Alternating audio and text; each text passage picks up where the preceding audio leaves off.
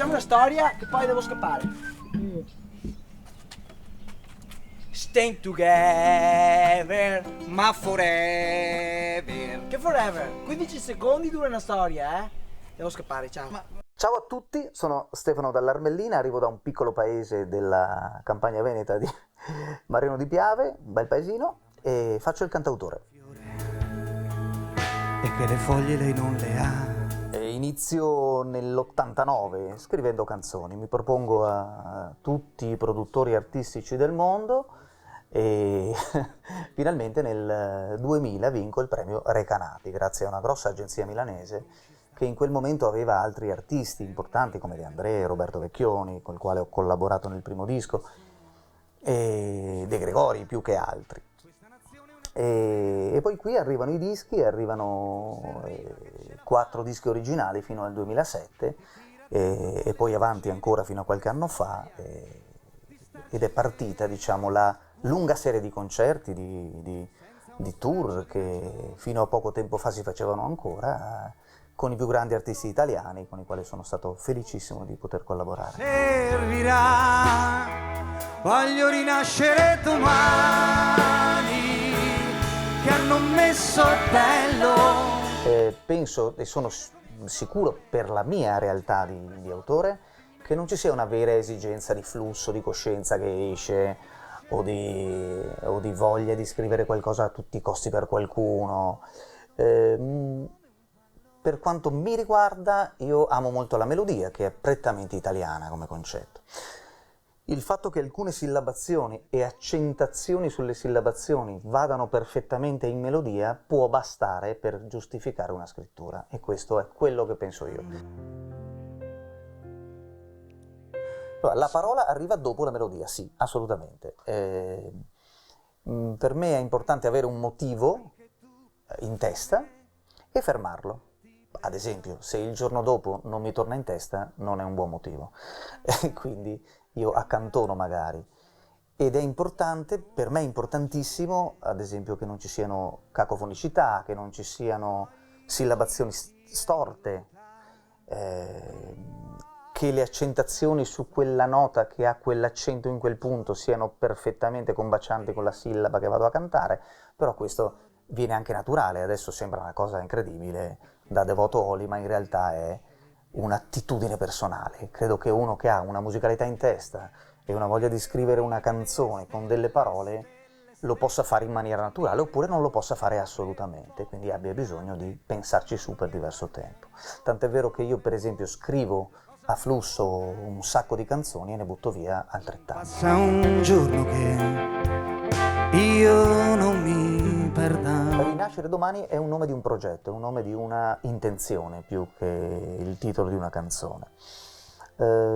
Sto lavorando con l'illustre Valerio Carboni a Quattro Castella, Reggio Emilia, che è uno, come dicevo prima, tra i produttori illuminati giovani di questo momento. Produttori artistici che però hanno anche in sé la facoltà di essere fonici, di essere dei grandi musicisti e di fare queste produzioni che oggi si fanno a casa, ma molto bene. Questo mi ha aperto molto la testa da un punto di vista musicale. Io rimango quello che sono nei testi, cercando, come dicevamo prima, di semplificare, però il lavoro di Rinascere Domani conterrà, credo, 7-8 brani nuovi su un palmarès di 25, ma tutti con una concezione nuova musicale. Cioè, per me, che ho fatto fatica a mettermi comunque di nuovo a provare suoni nuovi, diventa un mondo molto più pop. Quindi mi ci trovo bene, sono dei vestiti che mi piacciono molto, ovviamente si discute, però il nuovo lavoro è parte del titolo, quindi Rinascere Domani, ammesso e non concesso che si sappia quando arriverà questo domani positivo per i musicisti o per i cantautori, ecco, rinascere anche in maniera nuova, questo è il senso non del pezzo, e di tutti questi pezzi. C'è un pezzo che si chiama Stelle Stelle e che parla degli amici, dei nemici che ritornano amici, dei nemici che ritroviamo lungo la nostra strada, degli amici che sono sempre stati nemici o degli amici che sono sempre stati amici.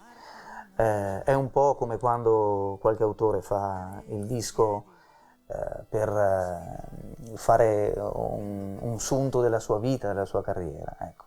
Potrebbe essere così anche per me, anche se non mi sento così anziano da poterlo fare. Che delusione. Parto da qualcosa che va indietro negli anni. Io quando seguivo Fabrizio De André ero prodotto dall'agenzia di Roberto Vecchioni, ma poi da questo pianista di Fabrizio, Gilberto Martellieri, grande produttore artistico, ma grande musicista, quindi grande sensibilità. E lui mi disse, io sono di Denore, che è un paesino nella campagna ferrarese. E mi disse, io posso andare dove voglio da Denore, perché ho la macchina. E io dissi, con questo cosa mi vuoi dire? Mi vuoi dire che posso benissimo essere un provinciale che sono e raggiungere i luoghi che devo raggiungere per fare il professionale? Sì, assolutamente questo. I musicisti arrivano dalle parti più disparate del mondo, è la mentalità che deve farti essere universale. Il mio rapporto col territorio quindi è assolutamente saldo, sono un veneto contento di essere veneto perché mi ricordo a tanti che tanti autori, tanti musicisti andavano a Roma e dicevano sì, sarei veneto, ma preferirei stare... No, io sono veneto, fiero di esserlo, fiero di essere parte di una famiglia operosa, però questo non mi ha mai impedito, anzi è stato un tramite, è stato un mezzo per andare poi, non solo in tutta Italia, anche in Europa, a portare la mia musica. Avere il pane senza un dolore.